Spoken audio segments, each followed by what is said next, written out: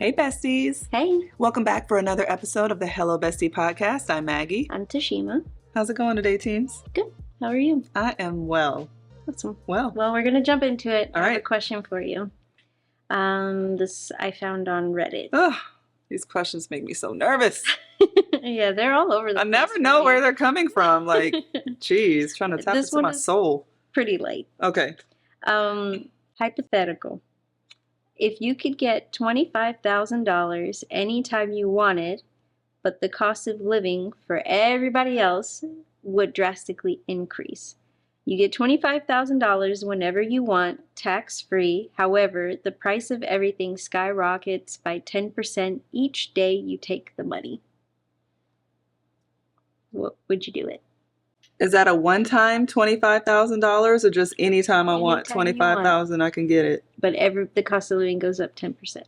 No, I wouldn't do that. Never? Not even once? I mean, I might try it once. Just to confirm that it's probably not the right thing to do. I'd probably try it once. Get this $25K. Yeah. Yeah. A lot of people said that since the way the question is posed, it basically says per day, a lot of people who said they would just take, they would try to load it up in one day. But it does say 25,000. Well, it says, okay, so basically it says $25,000 whenever you want, tax-free. Mm-hmm. So the way they interpret it was you could do it as many times as you wanted.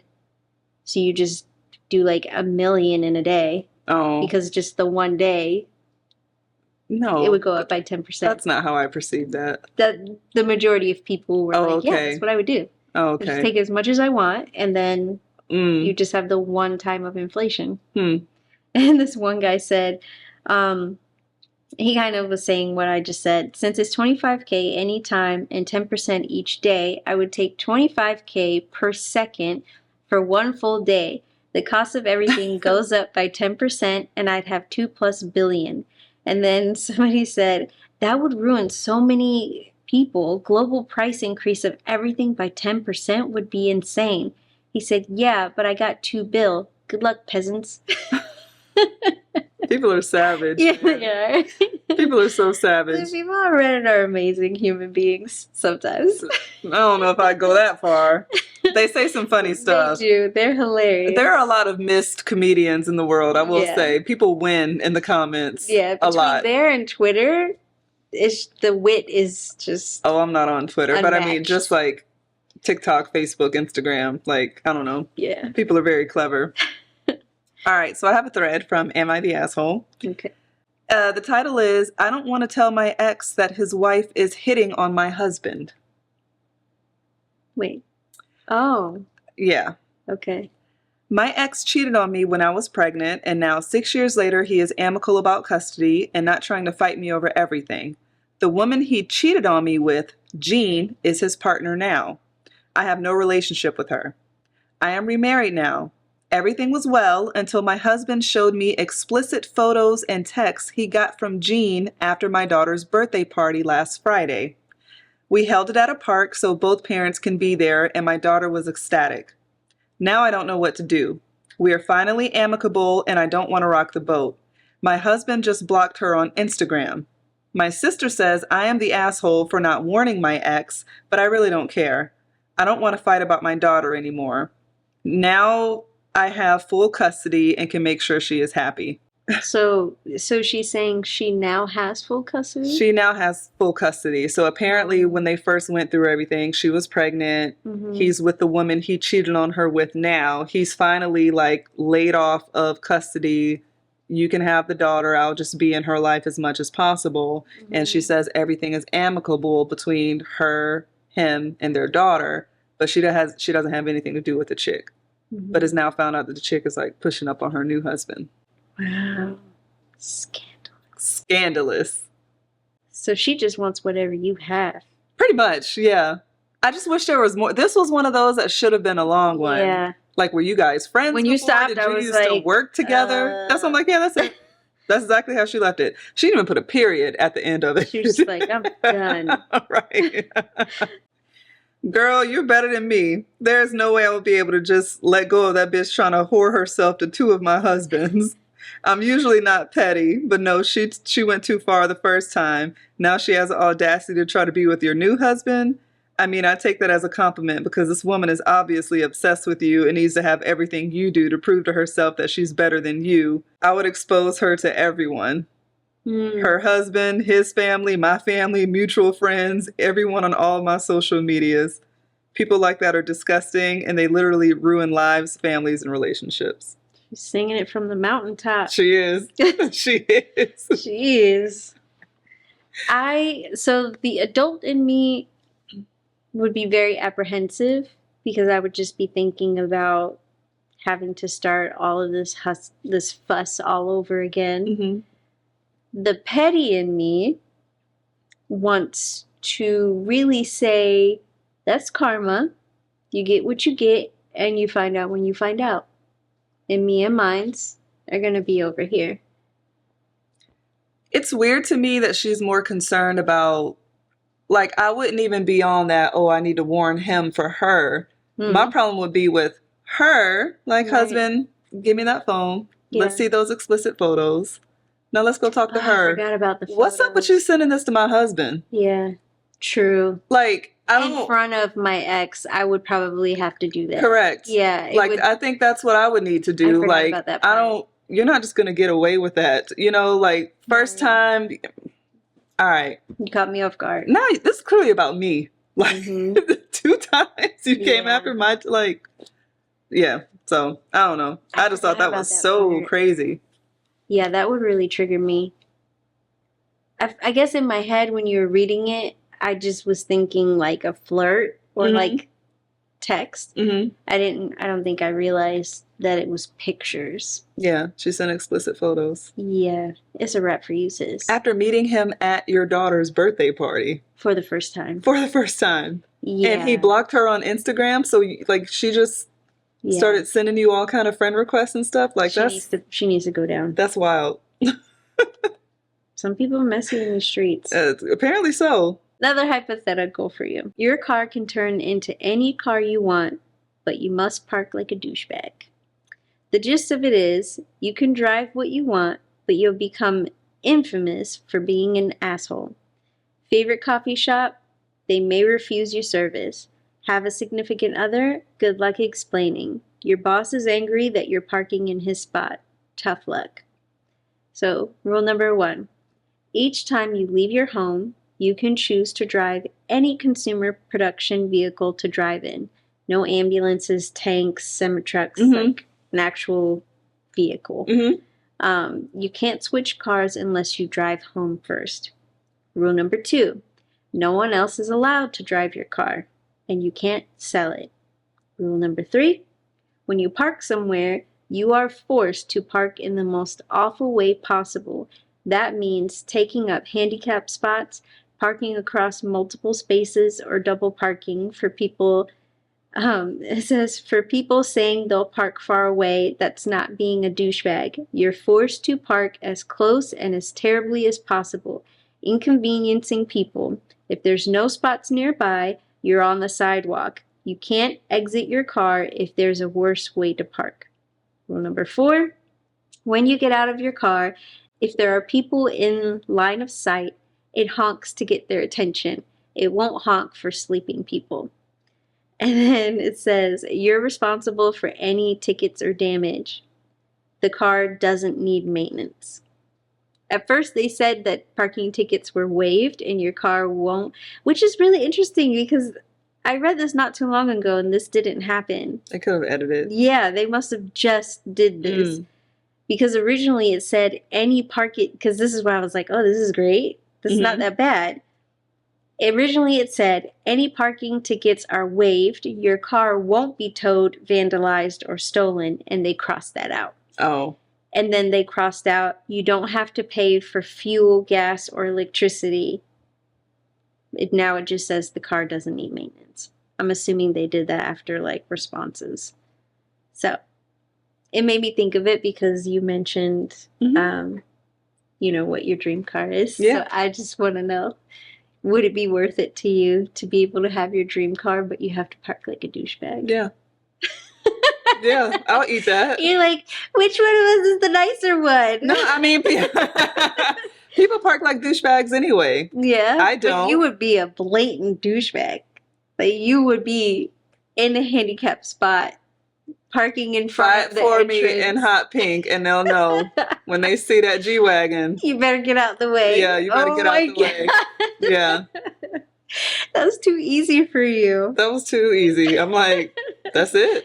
Oh my God. I didn't say I got to run somebody over or anything. Like, you just get pissed because I'm like double parked. Pouring down Florida-style torrential rain and you're parked right in front of the entrance. Hey, get it how you live. Oh my gosh, that's so funny. I do so many other nice things to make up for it. Maggie's like, I'll buy everybody popsicles. I'll buy everybody umbrellas. I don't understand that. Yeah, I would make up for it, for real. I don't understand how you would like give away free product at a store and not think anything of it, but then be like upset about having to park like a jackass. I don't get that. I mean, once a couple of batteries here and there.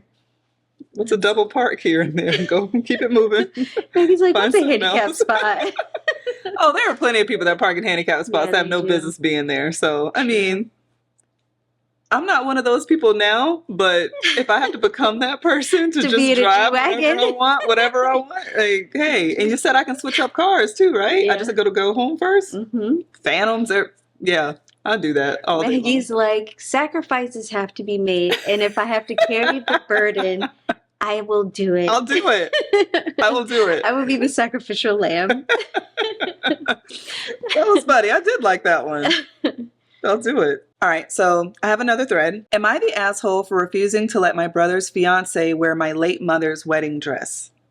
I, 32-year-old female, lost my mom 4 years ago. It was devastating, and I inherited a lot of her things, including her wedding dress. My mom and I were incredibly close, and she always talked about how much she wanted me to wear her wedding dress when I got married. I'm not married yet, but I've been saving the dress for my special day. My brother, 29-year-old male, is getting married next year, and his fiancée, 28-year-old female, recently asked if she could wear my mom's wedding dress. She said it would mean a lot to her because she never got to meet my mom, and she wants to feel connected to her on the big day. I understand that it's a sweet gesture, but I don't feel comfortable with her wearing something that's so sentimental to me, especially since my mom always wanted me to wear it. When I told her I wasn't okay with it, she got upset and said that I was being selfish.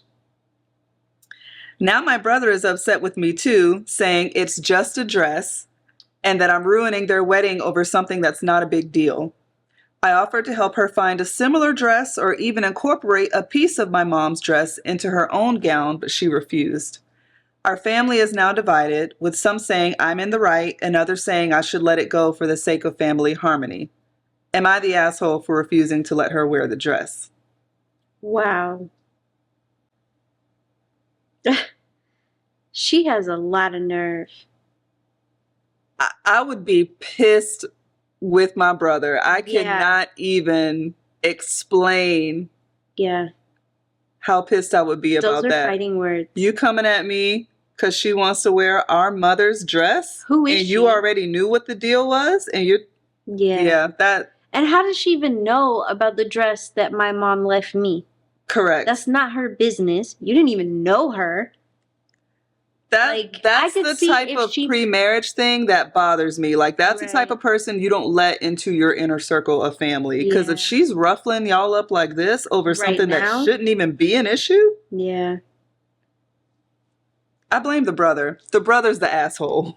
Yeah. I mean, she is too. But who are you? She's out of line. Yeah, you're a non-factor. I don't even really know why we're having this conversation. Once I said, the fact that you even have the nerve to ask me is crazy. Like, the only way I could see somebody wanting some semblance of, like, her mom is if it was, we grew up together.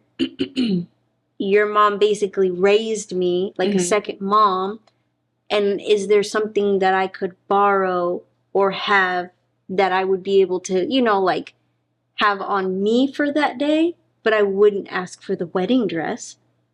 Like, if she was known for having, like, those little Like barrettes or something? Yeah, like, could I borrow one of her barrettes? Or if there was a necklace that she had, could I borrow it for the day? You know, but we grew up together, and there's like a relationship. The only way I see her doing that is if her and the brother, the fiance, and the pillow talking, him mentioning, oh, we're going to get married and I'm so upset my mom's not going to be there. She would have loved you and like blah, blah, blah. And this is her way of trying to like, I didn't get to know his mom. Maybe it would make him feel really good if I wore the dress. That's the only thought process I can understand of her even asking. I'm not saying I agree with her asking. I definitely wouldn't have asked. But I could see, if that were the scenario, him saying how important it would be and how cool it would be for him. But that again is what makes him the asshole if that did happen, because you already know that's for your sister. Correct. So why would you even put it in her head that there's a possibility that she could get this dress? And again, that's just totally because it's not like I'm going to give you the dress, then it's altered for you, and then I'm supposed to wear that for my wedding day? You're not walking down the aisle in my mom's wedding dress. No. Like, that's just not, that's what we're not going to do. It's just crazy talk. That's my dress. Yeah. At this point, you're not going to wear that dress down the aisle. Right. You didn't know her. I wouldn't even go out of my way to help you find a similar dress. I don't even want you to have a similar dress. I think that's amazing that she said, I can give you a piece of, like, maybe I can get a little piece of the lace or something and help you do. And she, no. I wouldn't even do that. Honestly. I wouldn't do that either. We're not touching the dress. No. We're not messing with it at all. No, it's not for you. She was my mom. That's insane. I don't know. I saw that and I thought it was wild. No, she has a lot of nerve. There's absolutely no way. No. What did Reddit say? You know, I didn't even look at, that was one of those, I just like, I didn't even care what other people thought. Down right.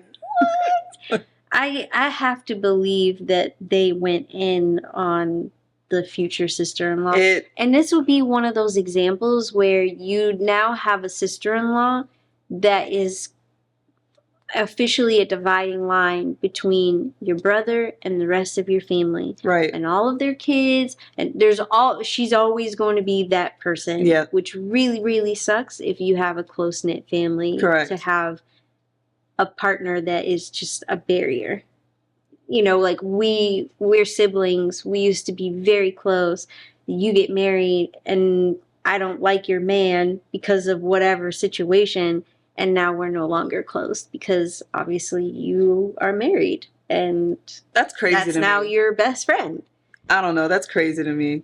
I don't like. That's exactly the situation on Real Housewives of New Jersey that you're not into. But Teresa and her brother, like, they don't speak anymore. Both of their parents have passed away. Wow. She's moved on, has a new husband. She never liked his wife and tried to tolerate and blah, blah, blah. But like, they don't speak at all anymore. That's heartbreaking. And it was just like her brother and her parents grew up in the home. Like, she said they were super, super close. And to me, that's sad. Yeah. It always makes me like, how close were y'all? Because that would never happen between me and my brother. I know everybody, like, it would not happen. So it's just, damn, that's a shame. Yeah. That's a super shame. That also depends on, like, what is happening. You know, why doesn't she like, well, you know, sometimes people just really are disrespectful. And then you kind of, like, if you checked your brother and your brother was just like, didn't do anything about it, or kind of like her brother, it's just a dress. I don't really understand the problem. Yeah. Like, if your brother was constantly also now turning into somebody you're like, I don't even know who you are. Yeah. You might feel over time a little bit differently. No, and I could see that. It's just like they wouldn't though. like that's what I'm saying. Like they wouldn't. But that's how you grow up with somebody that you're close with, and then you wake up one day you don't even know this person. So someone said, sounds like sister-in-law is trying to find a cheaper alternative to getting a dress. Do not do it. She will alter the dress and customize it to her body and change details. Shut it down, not the asshole. And then someone said, yes, or she's trying to fake some sort of connection to a person she never knew and score points. Yeah. Or she's just trying to stir drama. Someone said, right, welcome to the family. Now I will burn it down in conflict. Choose me. Facts. Main character syndrome for sure. Someone said, happy cake day. Drama is her goal. Honestly, I can't even imagine asking to wear the dress in that situation. Yeah. Yeah, they're like ripping her audacity. apart. I also don't understand the mindset of these people. They ask for something, the answer is a reasonable no, and they start screaming abuse because being aggressive will win their victim over. Brother saying it's just a dress and it's no big deal is so offensive too. That's his late mother he's belittling. A keepsake of hers is nothing to him. The fact that they think it's nothing and no big deal would, to me, ensure they would never get to see it again until OP's wedding, let alone get their hands on it. Yeah. It's not just a dress, it's a family heirloom. It's not a big deal, right, on one hand, but then on the other hand, it clearly is a big deal for me to say no to your future wife. Right. And you want me to say yes. So which one is it going to be? Right. I don't see what the big deal is. Okay, then me saying no shouldn't be a big deal. No means no. End of story. Yeah. Someone said in my book, it's okay to ask, but no means no. Period. And you don't get to have an attitude about it afterwards. That's it. Yeah. I don't know. Like I said, I blame the brother for not putting her in line and checking her. Want to play a game? Yes. You want to do It's Kind of a Funny Story again? Yeah, let's do that. All right. I like that game. I'll let you go first again. All right. Left or right? Who would chicken out in the plane before skydiving? You would. Like, no doubt, whatsoever. I can't even argue. You would. You would. I don't even know why I thought about it. Yeah, I'm like, what are you thinking about? Sorry.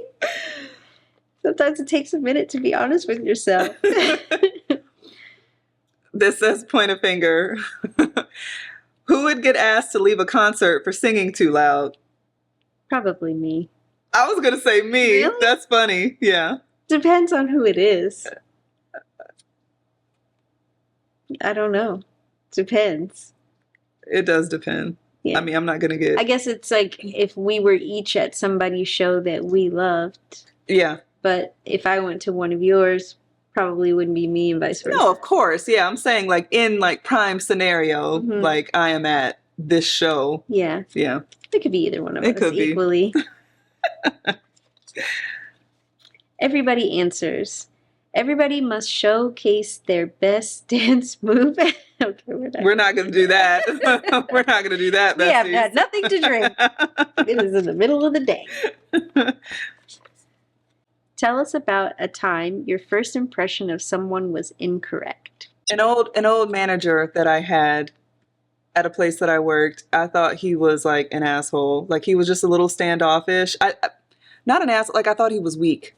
He just didn't really try to win anyone over at all. And I was a little turned off by that. What do you mean by win anybody over? Like he didn't try to like chit chat and like, hey, so, you know, how long have you been here? Or, you know, what are your career goals or what are you, whatever. Like he just kind of came in one day. I was like, all right, I'm here now. So here's what we're going to do today and blah, blah, blah. Like it was just kind of like, straight shooter. And then the more I talk to him, it's like, I win you over by you seeing what I do. Like, I'm not going to gain that by like this little bullshit. Fluffing. Yeah.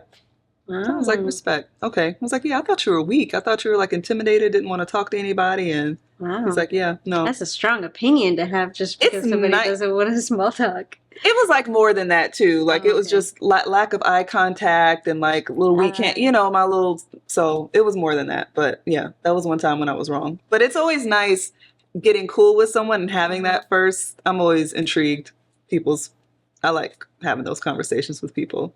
Like, what was your first impression of me and like hearing back and forth? So yeah. I usually always know what people's first impression of me is. But for me, it was somebody that I worked with once upon a time, and I did not care for her at all. And she was from a different country, and during undergrad, I had to do like a paper where you basically interview somebody from a different culture and just ask them various questions and then write a paper about like kind of summarizing their life story type thing. And so she was just the easiest person. Because it was, you know, I worked with her at the time, so it was 2 birds, 1 stone. And when I got to talk to her and ask her questions, like very intimate and personal questions, I just realized that she had been through a lot in her life. And it made me really say, like, it just gave me pause to remember that just because you see somebody every single day, Monday through Friday, 8 to 5 or whatever, that doesn't mean that you really know them. Correct.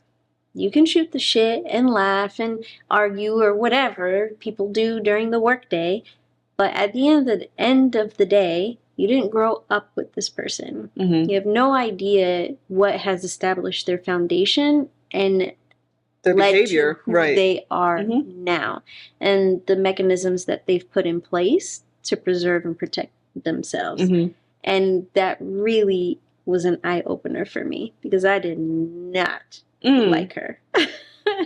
But after I'm pretty sure that was the whole reason for the project. Yeah. To have a moment like that. Nice. And yeah. Good.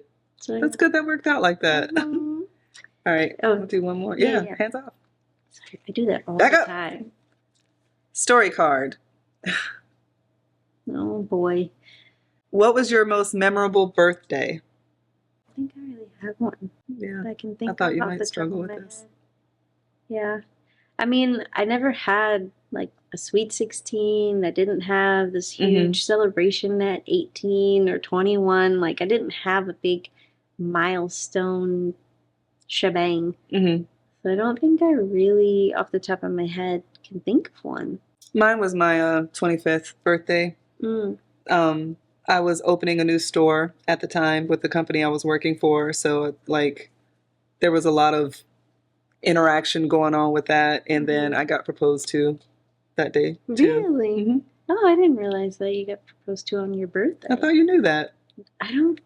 If I did, I don't You remember. forgot. Yeah. You did know at I one do point. that a lot. Yeah. Yeah. Can I do one more? Yeah. Okay. Okay.